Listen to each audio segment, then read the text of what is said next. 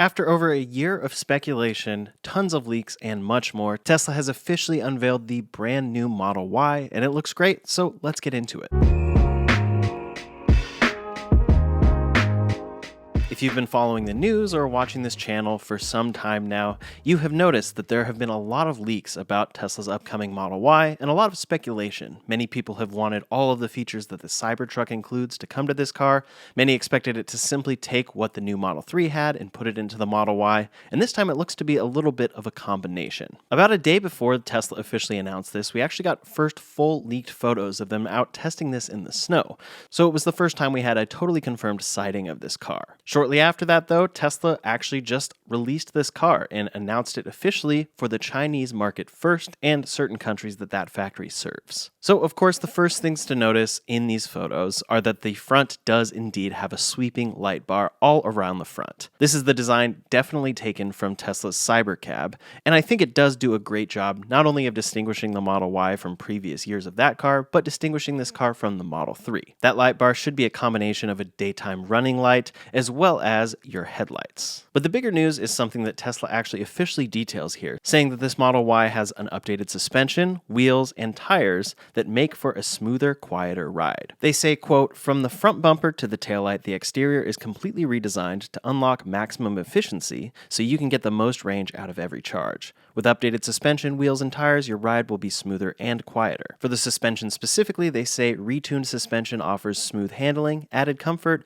more responsive steering, and a quieter ride. Around back, we've been somewhat used to this design by now after tons of leaks, but it's great to see this officially unveiled by Tesla, and that rear light bar is definitely a very cool look. They specifically say, "Our single cross-car lamp is the first indirect reflective body panel taillight of its kind." That's because this doesn't quite shine in the normal way we're expecting, and it has a much cooler glow effect. We can see that the Tesla lettering does sweep across that light bar, but it's kind of glowing above it as opposed to directly shining behind it. For the exterior, there are two different wheel options announced so far. The 19-inch standard wheels that come with wheel covers, and then the 20-inch wheels. Those are basically the Nova wheels taken from the Model 3, but a little bit bigger, of course.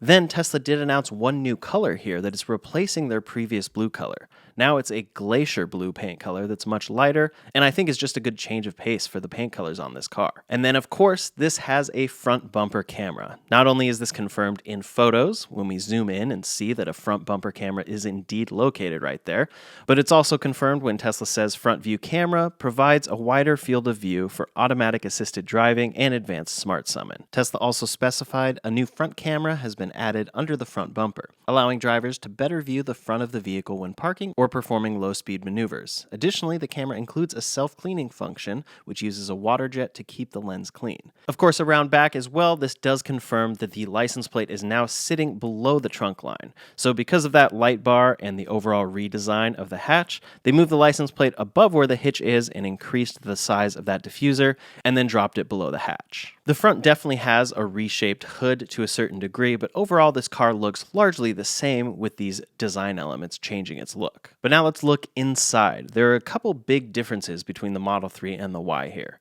First, this obviously is very similar to the Model 3 refresh, but it does have a light bar integrated in the side that doesn't extend quite in the same fashion. It extends about halfway into the front door and then continues into the rear doors. For rear passengers, there is a rear screen, so rear passengers can watch whatever they want or play games on this screen, which is a great upgrade for this car and something it's been needing now that the Model 3 has it.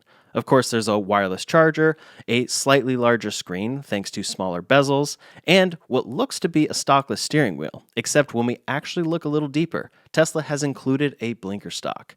Likely they got a lot of feedback in regards to this feature and see that people actually prefer to have blinkers, especially in markets where blinker buttons don't really suffice. So from the right angle, we can actually see that there is still an integrated stock within this vehicle. This was rumored as of a couple days ago, and I talked about it in a video, but it seemed like something I doubted and others doubted and seemed like it didn't have much validity to it, but it actually has come to be, at least in this particular market. Maybe when Tesla brings this car to the United States or to Berlin and their other factories, Maybe they will get rid of that stock altogether, but here it does appear to still have it. You can actually further see this because when you zoom into the steering wheel, there are buttons there, but there are not blinker buttons. So Tesla definitely does like to remove as many physical controls as they can to clean up a dash, but of course you still need the physical controls for your blinkers, and as such, people clearly have shown them that they prefer to have an actual stock in this case, and with the world's best-selling car, they definitely want to keep it that way. I currently drive the new Model 3 Refresh and the Cybertruck, which has blinker buttons, so I'm fully used to those buttons, but this does seem to be the right decision for Tesla here because a lot of customers still like a stock. Interestingly enough, Tesla did say the new Model Y provides effortless control with a precision-engineered indicator stock, thoughtfully refined based on valuable customer feedback. We've introduced customizable steering wheel switches, allowing quick and intuitive operation of the most frequently used vehicle functions to better meet drivers' needs. So it seems like this may actually be customizable as well as a general indicator stock for blinkers. Of course, there's the same glass roof that we're used to seeing, but then we see those new front and rear seats. First off, the front seats are ventilated. We can see that it has perforation there for that ventilation, which is a great premium upgrade for the Model Y. There are, of course, black or white interior options, like normal for Tesla, and the white interior has more white elements than it did before. And then the rear seats actually power up and down. Previously, you could fold down these seats with buttons in the rear, and it really just slammed them down, but now you can actually power them down and back up using those rear buttons. Basically, a lot of these features are taking the Model Y to the next level to really compete in its price range. There are a lot of features that the Model Y actually is lacking compared to cars in its price range, and Tesla is doing a great job of bringing it up to speed here, especially in China, where things are very competitive with electric vehicles. It's actually one of the benefits of Tesla having to compete so hard over in China is we get the benefit here in the United States as well, once they actually ship it here. So those are the main details for the outside and inside of the Model Y. A lot of it is what we expected, but there are some nice new additions to see, like the blinker stock. The front seats do appear to be actually different than the Model 3, probably in a good way, and then the rear seats power fold down and back up, which is not something we expected. But many were hoping for Tesla to change up the platform or upgrade a lot in regards to the specs of this car, and it appears that they have not done so. The peak power for the Model Y is still 250 kilowatts for charging speed. That means that this is the same platform as before, which is overall what I expected to happen. They did not upgrade it to 800 volts or anything to put it in line with the Cybertruck, unless they have something to announce to us in the future that they've already been shipping, but that seems unlikely. It doubly seems unlikely because the rear-wheel drive standard range version does have the same lowered peak power when you're charging, and that is 170 kilowatts. As for range, this has seen about a 3% range increase, likely thanks to aerodynamics and general efficiency. Previously, this Model Y was at 668 kilometers of range, and now it's at 719, but that's on the CLTC standard.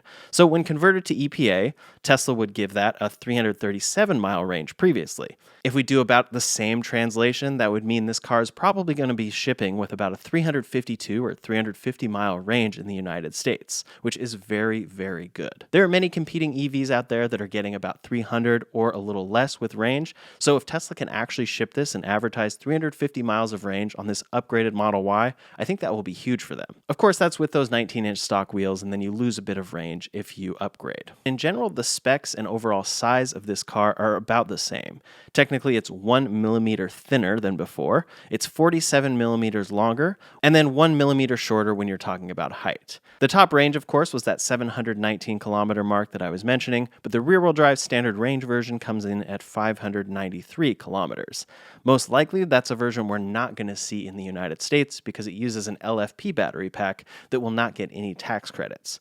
Of course, that is changing in the near future, so we don't know what is going to happen. In any case, deliveries of this new Model Y are starting in March for China, and it does seem that they're doing somewhat of a staggered release, at least a staggered announcement here. This car is fully announced over in China, and we still see the regular Model Y totally listed on Tesla's website in the United States.